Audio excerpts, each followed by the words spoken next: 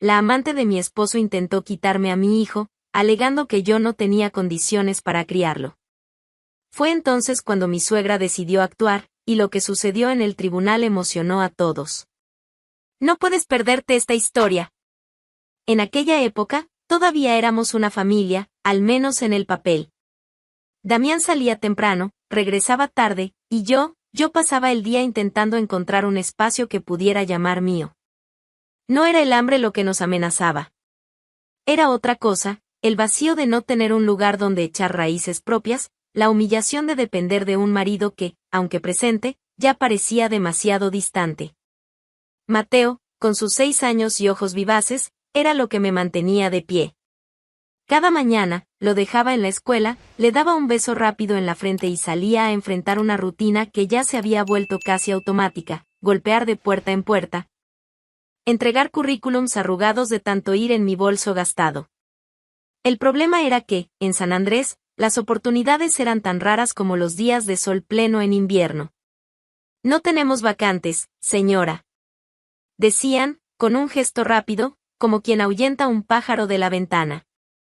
Aún así, yo insistía. Aceptaba entrevistas para cargos que ni siquiera entendía bien, prometía aprender lo que fuera necesario, hacía lo imposible por parecer segura. En la fila del mercado o esperando el autobús, escuchaba los comentarios disfrazados. Pobrecita de Isabela, Damián debería haber elegido mejor. Las palabras no dolían tanto como las miradas, como si yo fuera una carga silenciosa que él llevaba. Solo yo sabía cuántas veces dejé de comprar algo para mí, para que Mateo pudiera tener su merienda favorita en la escuela. Por las tardes, cuando la marea baja dejaba la playa cubierta de algas y conchas rotas, llevaba a Mateo allí. Él corría por la arena húmeda, recogiendo piedritas como si fueran tesoros. Y yo me sentaba en una roca fría, observándolo, con la cabeza llena de cuentas por pagar y ninguna respuesta concreta. No era falta de esfuerzo. Era como correr contra el viento. Una tarde, después de otra entrevista frustrada para ser asistente administrativa en una pequeña transportadora, llegué a casa cansada. Damián ya estaba allí, sentado en el sofá, mirando las noticias locales como si nada a su alrededor le importara. ¿Alguna novedad?, preguntó, sin quitar los ojos de la televisión. Nada aún, pero estoy esperando respuesta de la panadería del centro. Me dijeron que tal vez necesiten a alguien para atender.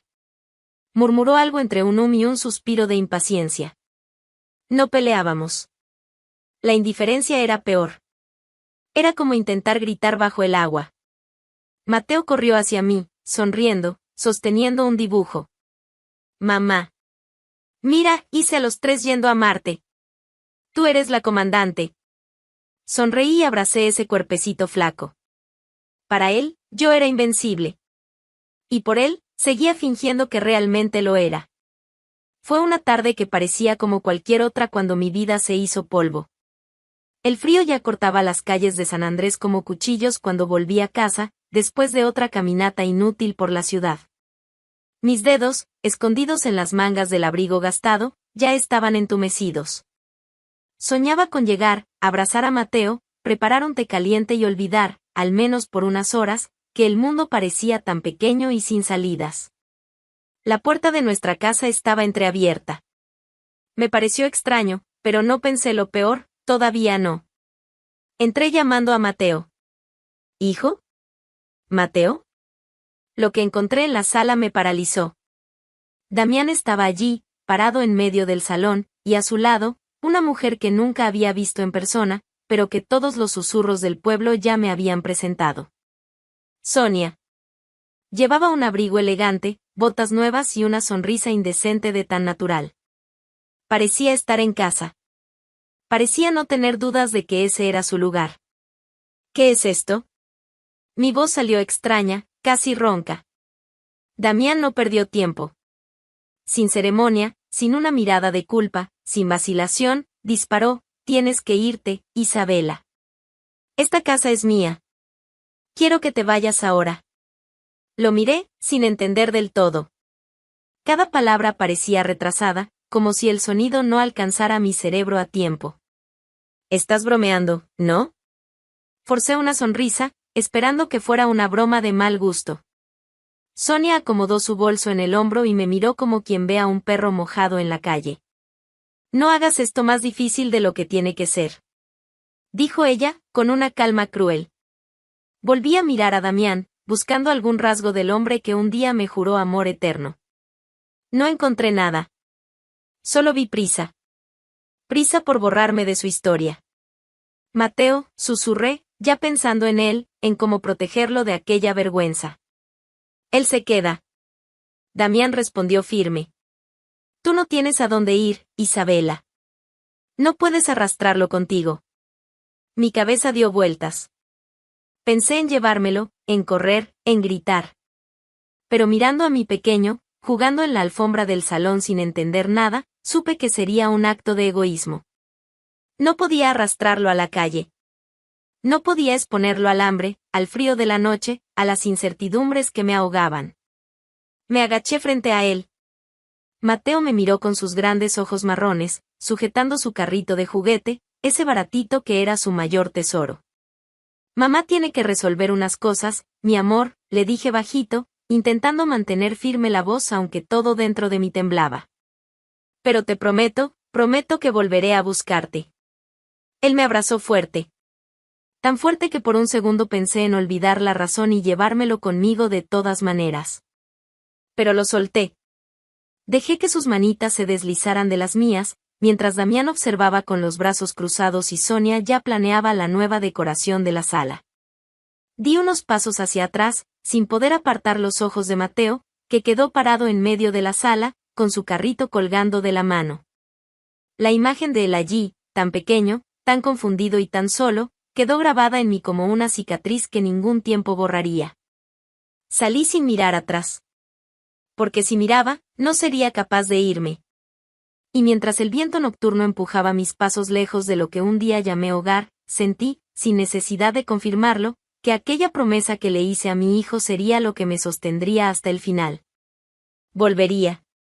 Aunque el mundo entero intentara impedirlo. Sin casa, sin destino cierto, con el corazón hecho pedazos demasiado pequeños para juntar. Pero lo que más dolía era el vacío del abrazo de Mateo. Ese calorcito, ese olor a infancia, ahora eran solo memoria. Sin embargo, el mundo no se detuvo por mí. Mientras dormía en habitaciones alquiladas, en camas que crujían con cada suspiro, Mateo seguía su rutina en la casa que antes fue nuestra.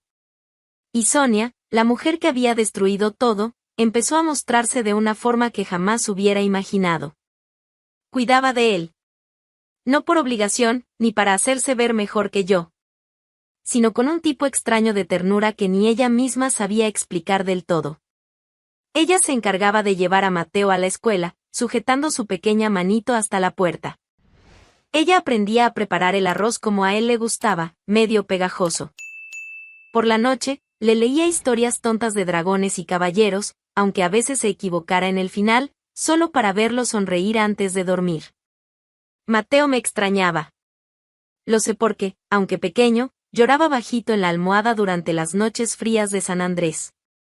Lo sé porque, cada vez que lo visitaba, sus ojos se iluminaban como si fuera Navidad. No tenía nada para darle, nada más que promesas y pequeños regalos comprados con las monedas que me sobraban.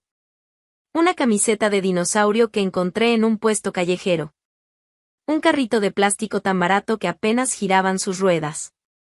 Un librito de figuras que hallé olvidado en el fondo de una tienda de segunda mano.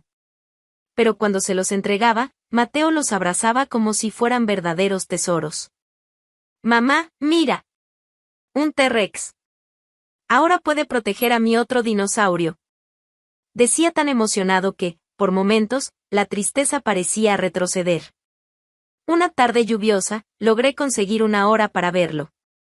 Toqué el timbre de la casa que ahora era de Sonia y Damián. Mi propio hogar me recibía como una visitante. Sonia abrió la puerta. Llevaba un suéter sencillo, sin maquillaje, el cabello recogido de cualquier manera. Por un segundo, nuestras miradas se encontraron, y algo extraño sucedió, no vi triunfo en ella. Vi cansancio. Está en el cuarto. Puedes pasar. Dijo, sin levantar la voz. Entré. pasé por la sala donde los muebles habían cambiado de lugar, donde hasta el olor parecía diferente. Mateo corrió hacia mí, derribando una silla en el camino. Mamá. Mi amor. Lo tomé en brazos, ignorando el dolor de espalda, ignorando todo. Nos abrazamos durante mucho tiempo.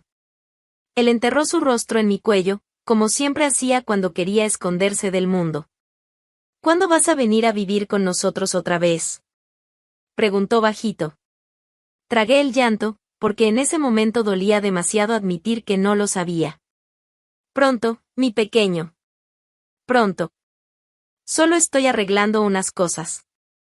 Acaricié su cabello desordenado. Sonia observaba desde la puerta, sin interrumpir, sin robar el momento. Por primera vez, vi que ella también sufría. No era una disputa. Era amor. Amor extraño, torcido, imperfecto, pero amor al fin. Cuando llegó la hora de irme, Mateo agarró mi mano con fuerza. Llévate mi carrito contigo, mamá. ¿Así te acuerdas de mí? Sonreí, pero mis ojos ya me traicionaban. No necesito el carrito, mi ángel. Tú ya estás aquí, puse la mano sobre mi pecho, bien guardadito. Bajé la calle con el viento lanzándome arena a los ojos, y por primera vez, no supe si era el viento o mis lágrimas. Pero una cosa sabía, cada visita, cada juguete tonto, cada abrazo apretado, reforzaba la promesa que le hice aquella tarde cruel. Volvería. Y esta vez, para nunca más soltar su mano. Pensaba que ya lo había perdido todo. Pensaba que nada podría doler más que salir de aquella casa llevando solo una promesa para mi hijo. Estaba equivocada. Entonces, los papeles llegaron una mañana, deslizándose bajo la puerta como un golpe bajo. Leí una vez. Leí de nuevo. Mi cabeza no quería aceptar. Solicitud de custodia definitiva de Mateo. Damián no solo había aceptado mi ausencia, la oficializaba, como si fuera natural borrar a una madre de la vida de su hijo. Su firma al final de las páginas me quemaba más que cualquier palabra fría impresa. Sonia había impulsado todo. No había dudas. Su prisa por estabilizar el nuevo hogar pasaba por encima de los lazos que Mateo y yo habíamos tardado años en construir. Sentada en el borde de la cama de pensión donde me escondía del mundo, miraba el suelo de tablones gastados, intentando entender cómo luchar contra algo tan grande sin armas en las manos. No tenía dinero para pagar un abogado. Ni siquiera tenía una dirección fija para argumentar que podía ofrecer un hogar. No tenía testigos. Todo el pueblo sabía que yo era la que no había conseguido nada en la vida. Quise rendirme. Aceptar que me habían vencido. Pero antes de que la resignación pudiera echar raíces, golpearon la puerta. Me levanté desconfiada. Y cuando abrí, casi no lo creí. Dolores. La vieja Dolores, con su abrigo negro y la mirada firme que siempre me intimidó más que cualquier palabra. ¿Puedo pasar?, preguntó sin ceremonia. Le di paso. Entró sin esperar invitación, barriendo el pequeño cuarto con su mirada crítica. No voy a andarme con rodeos, Isabela. Sé del proceso. Me senté de nuevo en el borde de la cama, mientras ella permanecía de pie, como si la sola idea de acomodarse en un lugar tan pequeño fuera una ofensa. Vine a decirte que no estoy del lado de mi hijo. Ni de ella. Dolores hablaba como quien clava estacas en el suelo, marcando territorio. No dejaba espacio para dudas. Mateo es tu hijo. Fuiste tú quien lo crió. Quien soportó todas las dificultades. ¿Y ahora quieren borrarte como si fueras un error? No. No lo voy a permitir. Su voz temblaba, no de debilidad, sino de indignación. Y fue eso lo que rompió la armadura que intentaba vestirme. Pero no tengo cómo luchar, mi voz salió pequeña, una sombra de lo que fui.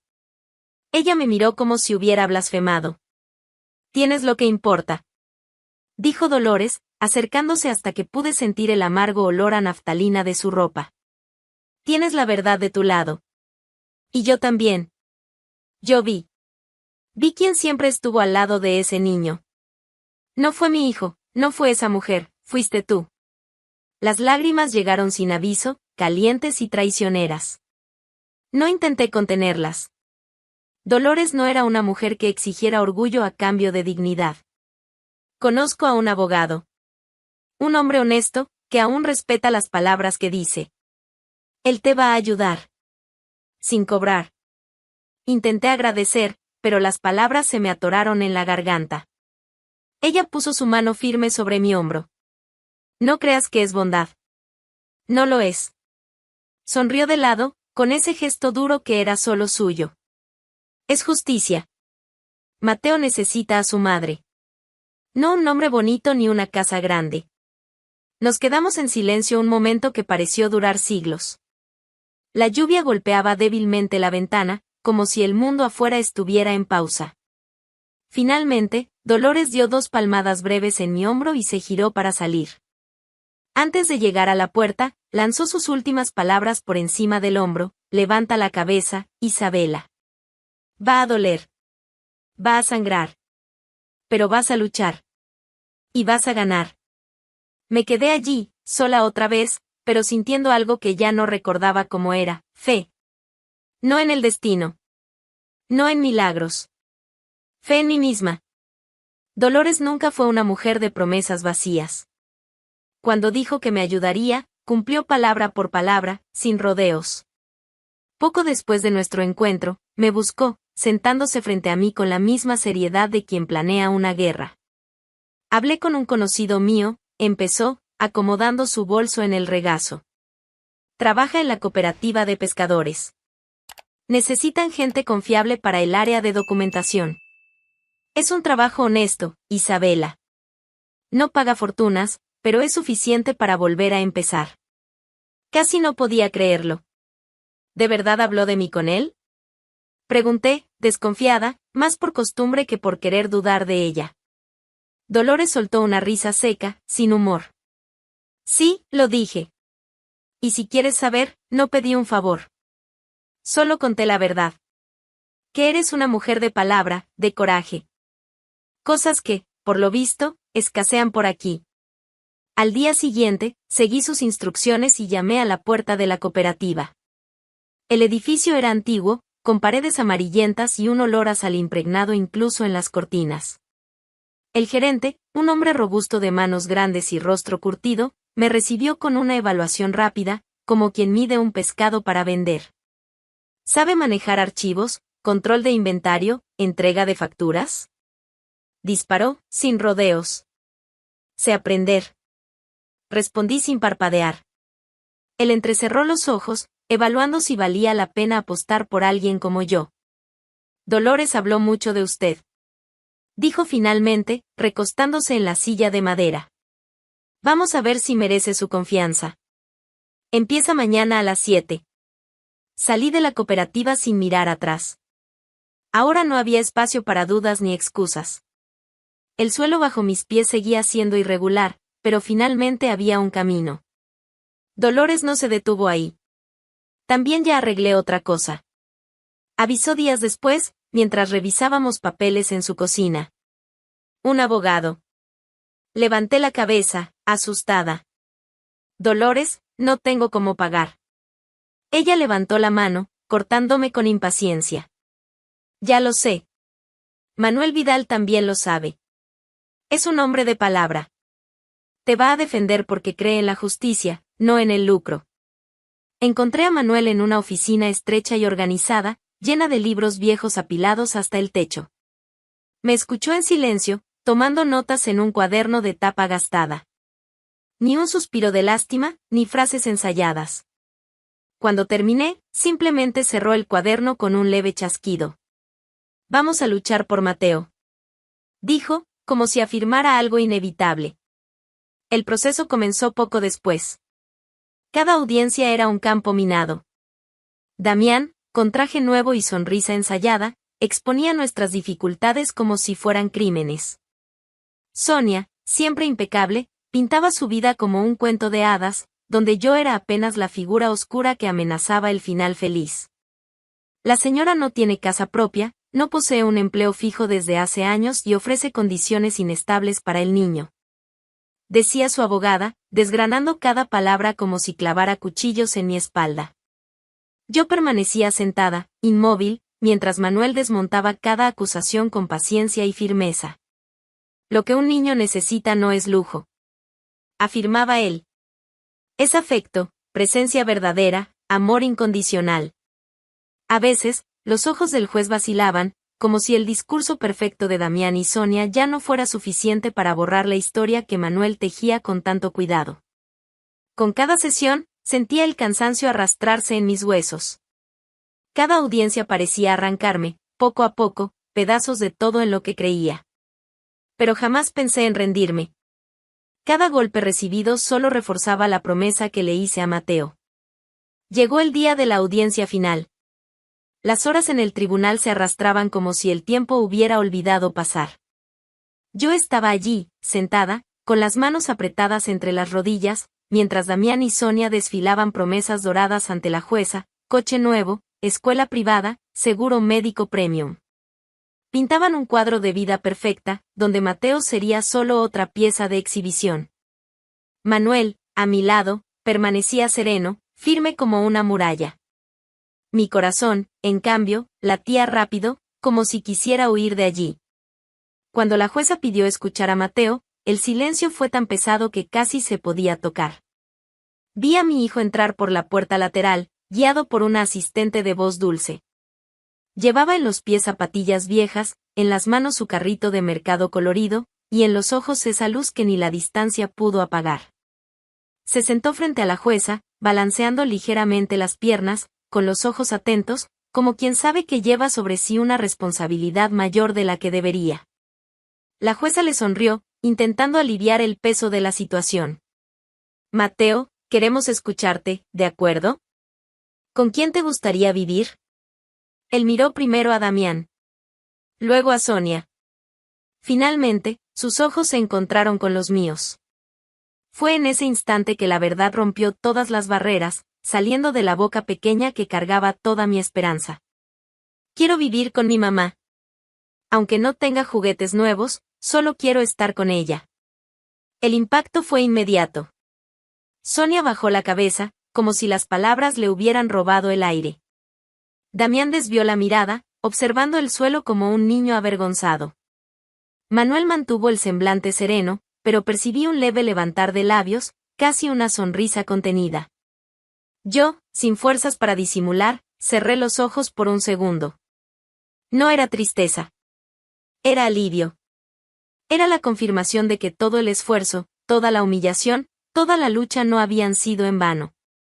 La jueza miró a Mateo por un largo instante, luego recorrió las páginas del proceso, suspiró de forma casi imperceptible y declaró, con base en las pruebas presentadas y, principalmente, considerando el deseo sincero manifestado por el niño, este tribunal decide conceder la custodia de Mateo Sánchez a su madre, Isabela Sánchez. El sonido del mazo en el estrado retumbó como un trueno mudo en mi cabeza. Por un momento, no hubo nada. Ni palabras, ni movimientos. Solo el peso de aquella victoria justa, hecha de carne, hueso y amor, cayendo sobre todos nosotros. Mateo sonrió. Yo simplemente respiré. Finalmente, después de tanta lucha, podía llamarlo mío otra vez, no por instinto, no por desesperación, sino por derecho. Mateo dormía profundamente en el banco a mi lado, con la cabeza apoyada en mi regazo y las manos aún agarradas a su viejo carrito de mercado. Lo observé en silencio mientras el taxi cruzaba las estrechas calles de la ciudad, sintiendo una mezcla de alivio y miedo. Habíamos ganado una batalla. Pero construir nuestra nueva vida sería otra historia. Cuando el coche se detuvo frente al edificio bajo y sencillo que sería nuestro hogar, desperté a Mateo con cuidado. Llegamos, campeón. Susurré.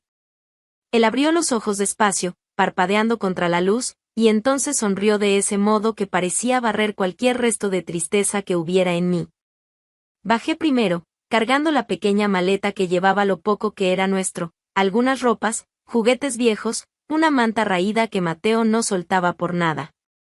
Él saltó detrás, ojos atentos, curiosos. ¿Aquí vamos a vivir, mamá?, preguntó, con la voz cargada de expectativa. Aquí es. Respondí, tomando su mano. Subimos las estrechas escaleras hasta el segundo piso. El apartamento era pequeño, con paredes desconchadas y un suelo de madera que crujía bajo los pies. Pero era nuestro. Mateo corrió de un cuarto a otro, examinando todo como si fuera un castillo recién descubierto. ¿Puedo quedarme con el cuarto más grande?, preguntó, riendo. Todos los cuartos son del mismo tamaño, pillo. Respondí, riendo también, por primera vez en mucho tiempo sin forzar la sonrisa. Pasamos aquella tarde limpiando, ordenando, inventando maneras de transformar aquel espacio vacío en un hogar. El colchón que Dolores me había prestado ocupaba el centro de la habitación. La ropa fue doblada en pilas ordenadas en las esquinas. Cada pequeña conquista, un clavo en la pared, una cortina improvisada, parecía un trofeo. Al final del día, nos sentamos juntos en el suelo, rodeados por el caos organizado de la mudanza. Mateo apoyó la cabeza en mi hombro. Mamá, vamos a ser felices aquí, ¿verdad? Lo acerqué más, sintiendo el calorcito bueno de su cuerpo. Ya somos felices, mi amor. Solo nos faltaba nuestra casa. Él sonrió, satisfecho, y volvió a jugar con sus carritos. Poco después, mientras organizaba las últimas cajas, me detuve a observarlo. Cada gesto suyo, cada risa espontánea, era una prueba viva de que todo el sacrificio había valido la pena. Me senté a su lado nuevamente y respiré hondo. Hijo, empecé, con un tono más serio, quería hablar contigo sobre Sonia. Mateo dejó el carrito y me miró, atento. Sé que te gusta, continué, y, si quieres, podemos permitir que venga a visitarte de vez en cuando. No tienes que decidir ahora. Quiero que sepas que es tu elección. Pensó por un momento, como si pesara cada palabra. Me gusta, mamá. Pero ya no quiero vivir allá.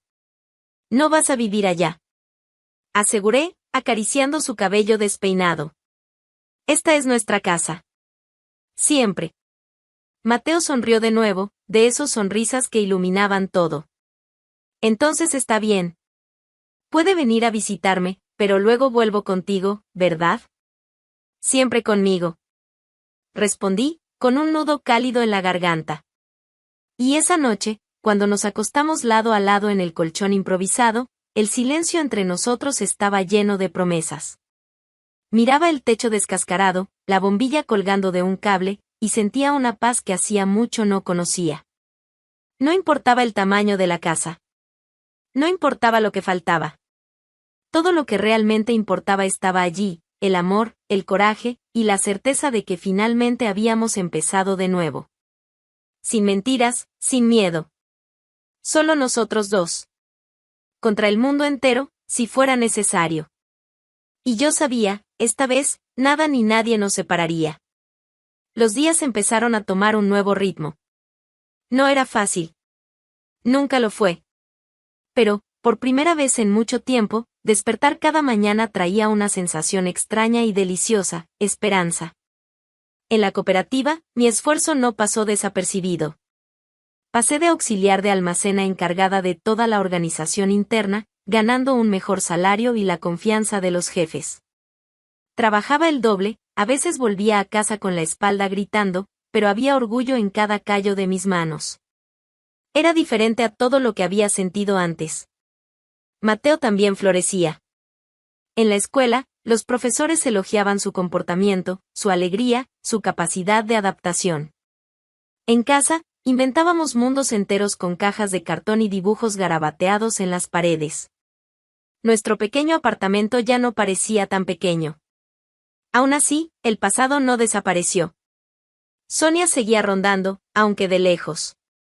Una tarde, mientras revisaba documentos en la cocina, escuché unos golpecitos tímidos en la puerta. Mateo corrió a atender antes de que pudiera detenerlo. «Sonia», exclamó, sorprendido, pero con alegría genuina. Dejé la pluma y fui hasta la puerta. Ella estaba allí, vestida con sencillez, sin maquillaje, sosteniendo en las manos una pequeña bolsa de papel con pastelitos de chocolate. «Buenas tardes, Isabela», dijo, sin saber dónde poner las manos. Había nerviosismo en su mirada, como quien pisa terreno minado. Buenas tardes. Respondí, seca, pero sin hostilidad. Ella miró a Mateo, luego volvió a mirarme a mí.